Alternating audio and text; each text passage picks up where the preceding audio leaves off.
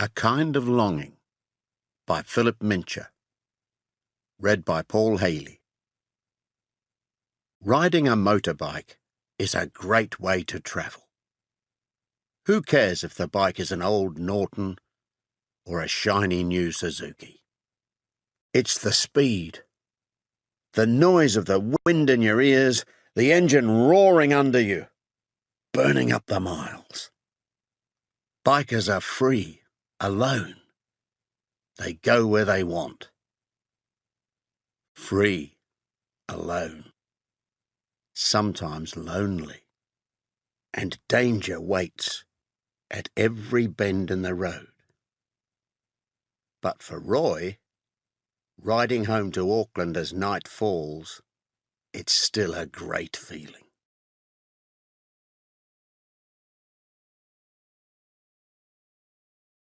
Coming up from the river towards the road, Roy looked at his watch.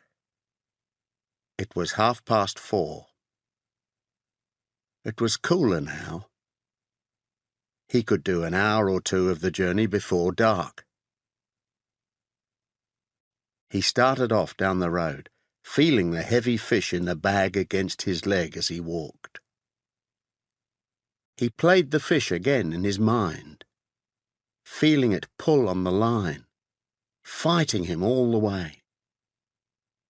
He walked happily through the afternoon stillness.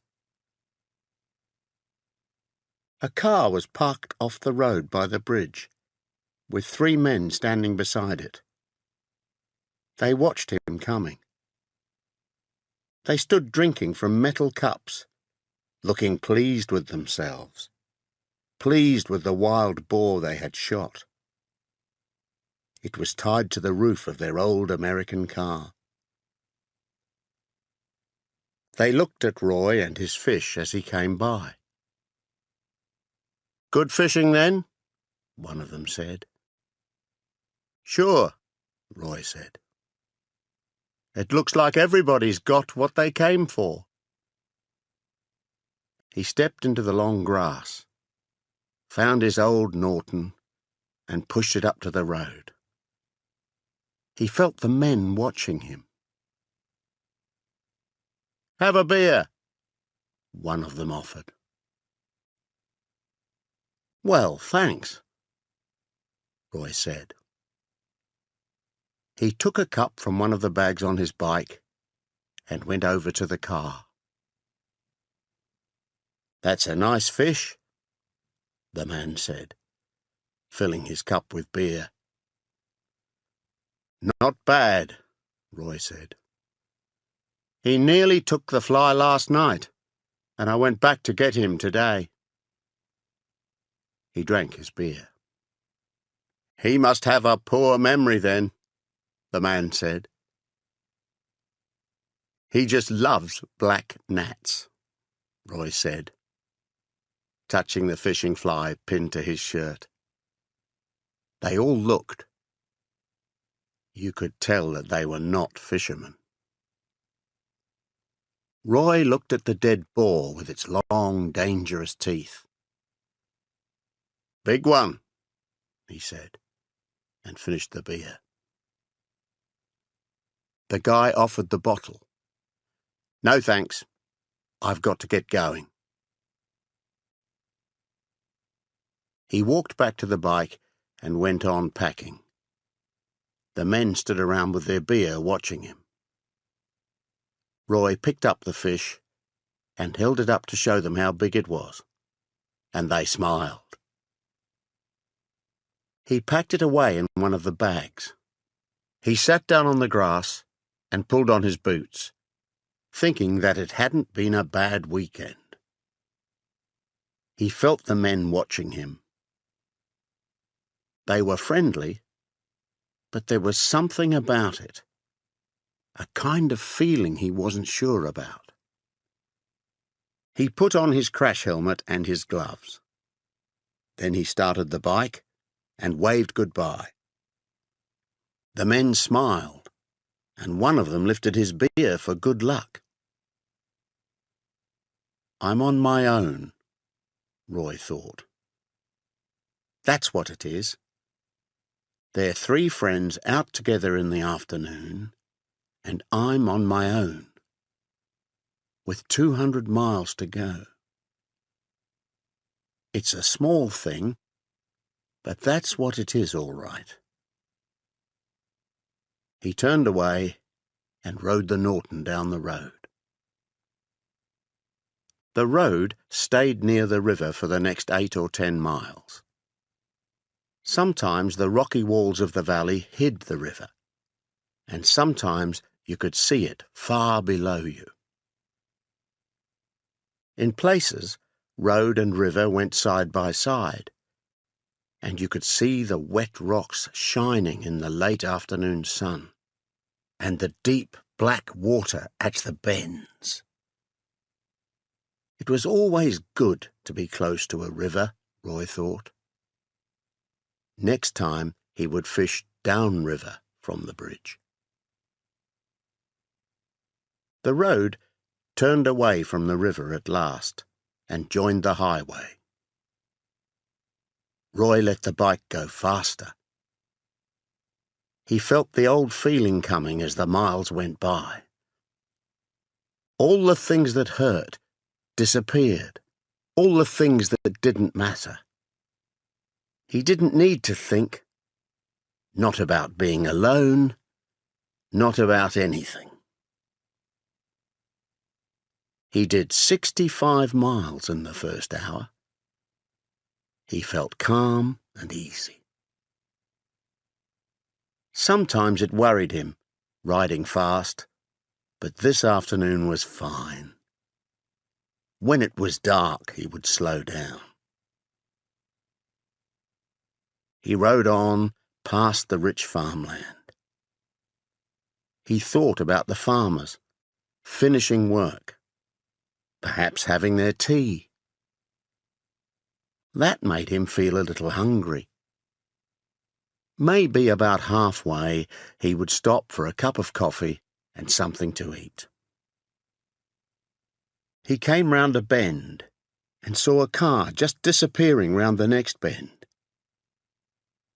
He slowed down a little, waiting for a place to pass it.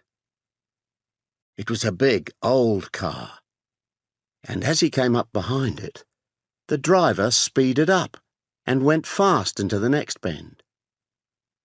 Roy stayed behind him, waiting for a straight piece of road. Maybe the guy just didn't like bikes. The place came at last. Half a mile of straight, empty road, going up a small hill. He checked his mirror and passed the car. He went up the hill, leaving the car behind, and he was alone again on a straight road. And then the world exploded underneath him. It came with a sudden crash, like a shot from a gun behind him. A moment later, he realized what it was.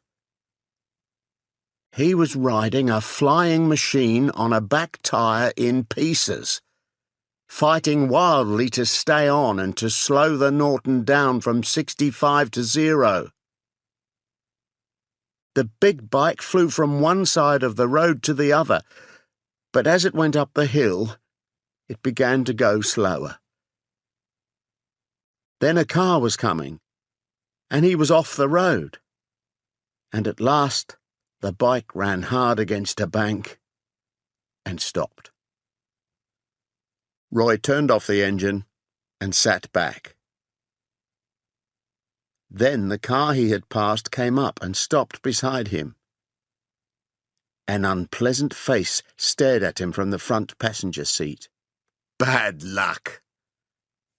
The voice sounded pleased. Somebody laughed. Then the old car roared away and disappeared over the hill.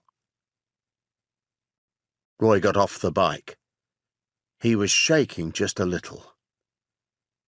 He decided not to think about the guys in the car for a while. He wanted to calm down first. He looked down the road, half a mile of it, straight with no ditch, and he felt how lucky he had been. A long straight road and no ditch, man. He turned and looked up the road. There was a house near the top of the hill. He half walked, half rode the bike to the farm gate. They would let him leave his bike there, surely. He stopped by the back door and turned off the engine. A big man in jeans, with only socks on his feet, came to the door. Roy felt the farmer looking at him, deciding about him, while he explained. "On your own?" "Yes." "Just a minute," the farmer said, and got his boots. They put the bike in one of the farm buildings, and Roy felt better about it. "Lucky it happened there," the farmer said. "That's true," said Roy, "and lucky it was the back wheel." "I used to have one of these things," the farmer said, and he reached over to hold the bike. He seemed to be looking back in time. "It'll be safe here," he said. Roy took out the fish and gave it to him. "Well, he's a big one," said the farmer. "We'll keep him for you." "No," Roy said. "Give him to the cook." "Do you think I'll get a ride this time of day?" "Easy," the farmer said. "One of those cattle trucks is what you need. Take you all the way to Westfield." "Thanks again," Roy said, and walked back up to the road. It was nearly dark. He took his gloves and put his crash helmet on. "Then people will see I'm not just out walking," he thought. That was what he thought at the beginning. The first 2 or 3 cars did not matter.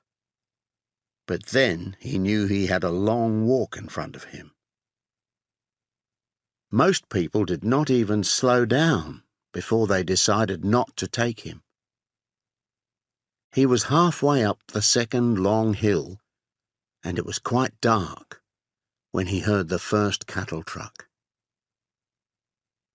He waited as the big truck came closer. Then he saw the driver's face looking at him, and he remembered it when the truck had gone. It wasn't unfriendly, he thought. The guy just didn't care. He watched the truck go slowly up the hill. He started to walk again. He felt a kind of loneliness walking in the dark. It was the way the truck driver had looked at him. The guy just didn't care. Or maybe he didn't want a stranger with him all that way. Maybe he just didn't want to talk.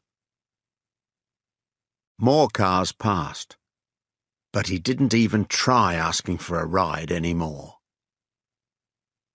He walked on, not caring, knowing how alone in the world he was. He had walked perhaps another 5 miles when he heard his favourite sound. A bike came up fast behind him and went round the next corner.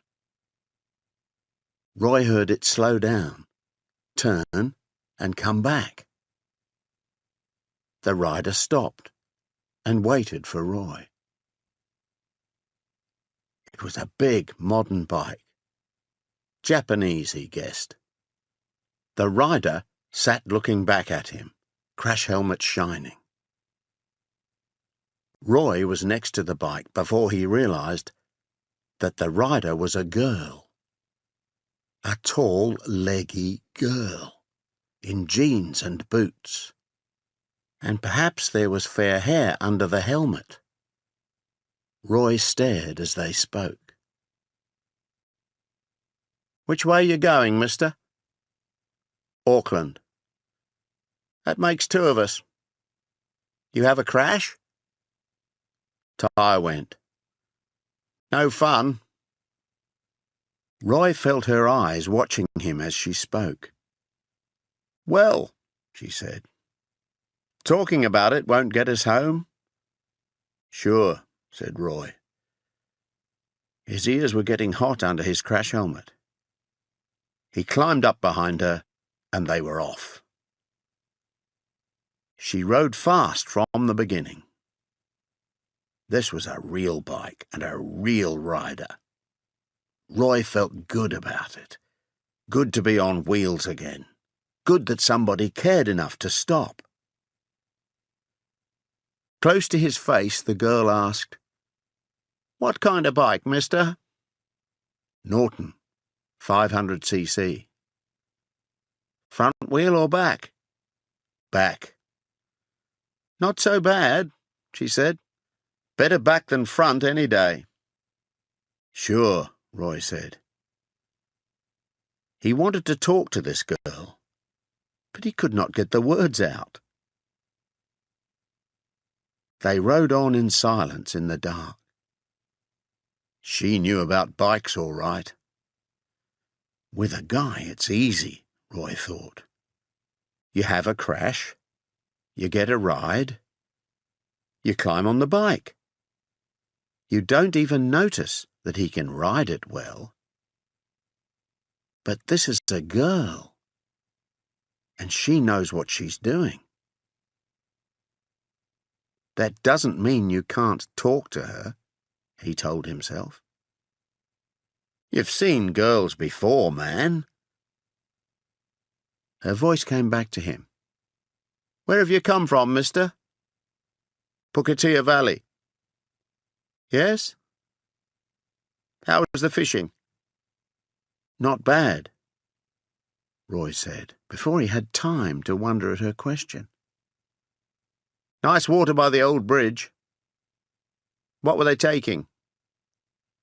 Black Nat, he said. And there was more than wonder.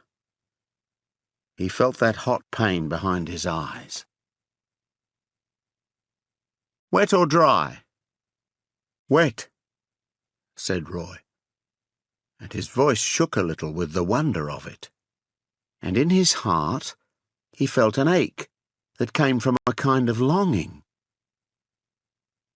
This was the girl he'd been longing for all his life.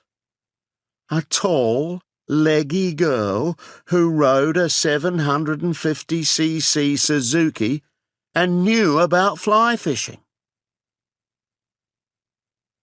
For a while they rode and did not speak. Then, back on Straight Road, the girl said close to his face, My brother caught a 6-pound fish under that bridge one year.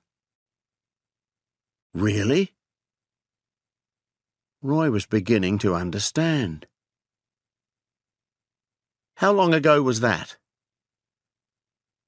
Maybe 5 years ago. Ross played him for half an hour before he pulled him in. Sounds like he's a good fisherman, your brother, Roy said. He was, she said, and that was all. And Roy, guessing what she meant, knew it was not the kind of thing you could shout about above the noise of the wind and the engine. After a few miles, the girl said, My name's Kay, mister. Roy said his own name. It sounded strange to him. Well, Roy, you going to buy me a cup of coffee when we get to the next town? Sure, Roy said. Sure thing, Kay. They dropped their speed and rode into the town.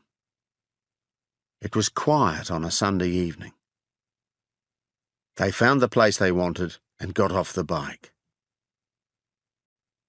Her hair was long and fair and blown about by the wind. In the coffee shop he saw her face for the first time. and he felt that kind of longing from way back. And he sat down beside her, knowing what it was. "How long were you walking back there?" Her voice was soft and pleasant, after the shouted conversation on the road. "Perhaps 5 or 6 miles, Roy said. Nobody was interested. They never are. "It's not the kind of thing you worry about," he said. "No." They sat drinking their coffee, watching and listening, getting the idea of each other.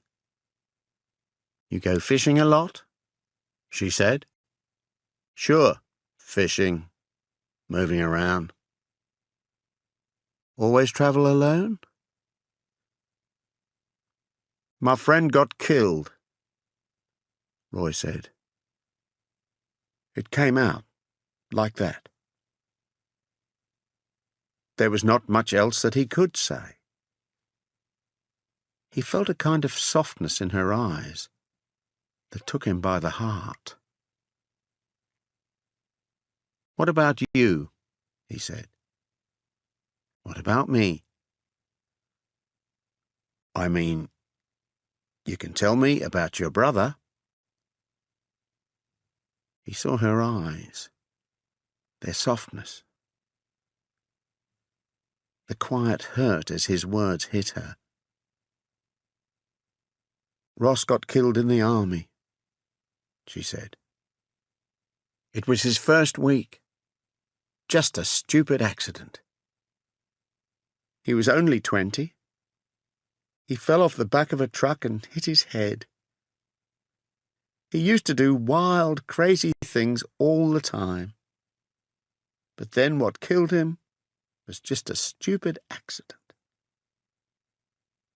He played with his spoon in the coffee. "What about your friend?" she asked after a while. "Plain," Roy said. "Another thing that just couldn't happen." He saw it in his mind. The broken plane. That moment he could never forget for the rest of his life. This was something they both knew. He and this girl. A death that you couldn't believe. And that feeling was always with you, everywhere. Like a voice that whispers in your ear. There will never be enough road anymore, enough water, enough air. But beyond the feelings of hurt, old and new, he knew that they were telling each other the truth about themselves, not hiding things. Was he choosing the right words? It didn't matter. Now he asked, "Where have you been today then, on your big bike?" "Tauranga." "Stay the weekend?" "Down this morning. It's only 260 miles there and back," she said. "My father's in a kind of hospital down there. I don't stay because one visit each time is all I can do." "I'm sorry," Roy said. It was all in her eyes. In his mind, Roy saw a strong man broken. The father who would never get old, never die. How could you believe it? Live with it? Maybe he taught them to fish, Roy thought. This girl and her brother, dead at 20 from his accident. Maybe he taught them all those good things, and they all had fun together. And then suddenly she looked around, and she was the only one left. Maybe that's why she rides the big bike. The time was starting to get heavy now. "What do you say we get on the road?" Kay said. Sure. They went out, and Roy felt the heaviness going.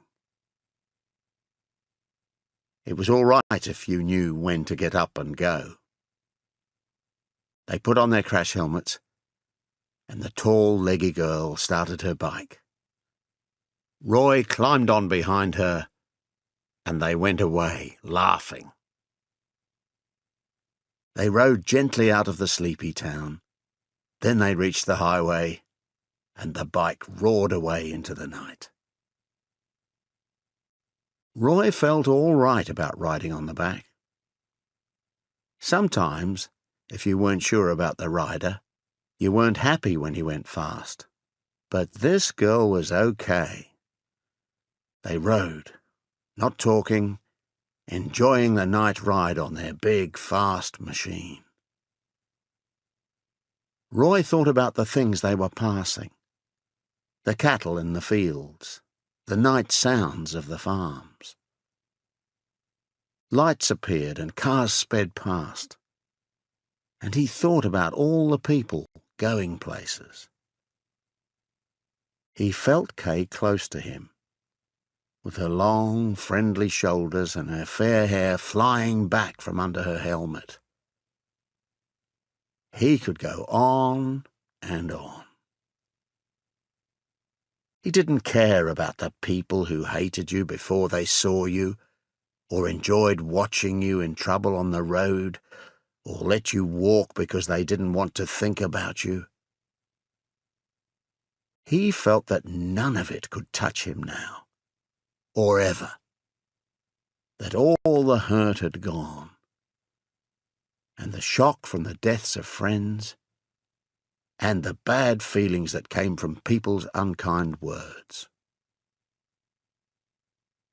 A notice warned of bends in the road, and Kay cut their speed, and they rode the big bike down into the first bend.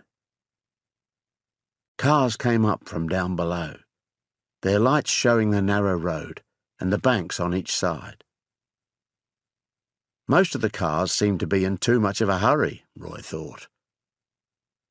They reached the bottom of the narrow valley, where he knew the river ran close to the road. He thought about that clear mountain water among the trees. Then they started to climb. They rode up the hill and into the first bend. And death came down to meet them on the wrong side of the road. The lights of the car were right in front of them. They had nowhere to go, and not enough time to hate the guy who was killing them. Roy put his arms round Kay. He felt his face against her shoulder, their helmets close together. Then they were off the road and into the ditch as the car went past, moving too late to its own side of the road. They went on, fighting the ditch, crashing into the bank, and then they were over the bank and sailing, a moment's space before the hurt that was coming. They crashed down the bank, and Roy held tight to Kay, and they were off the bike and dying together. And the ground came up to knock the life out of his body, and he reached for Kay as he fell. Impossibly, he was still alive. But as he fell, crashed, broke, he didn't care. He only reached for Kay, longed for her. He came to rest. There was a taste of blood and a whisper of pain through the shock, and he felt cold water around him. He lay in the icy water of the ditch and knew he was still alive. Then he was moving along the ditch, on hands and knees, searching for Kay through the pain and shock. He pulled himself along the ditch until he found her. She was lying face down. He touched her and turned her over as gently as he could. Time had stopped. It was like a bad dream, made of all the deaths that had gone before. He said her name, and it came thick and strange through his painful lips. She looked at him, and he waited for an impossible moment. And then she began to cry as the shock hit her. And that was all the hope he needed. He took off her helmet and gently pushed her hair back, and somewhere above them he heard voices and a crashing sound as help came. The pain in his legs began to come alive. He put his arm around Kay, loving the life that returned as she cried, life and pain coming together. And that was all the hope he needed. He guessed it must be all the hope in the world. Because for all the time that it lasted, they would have it together.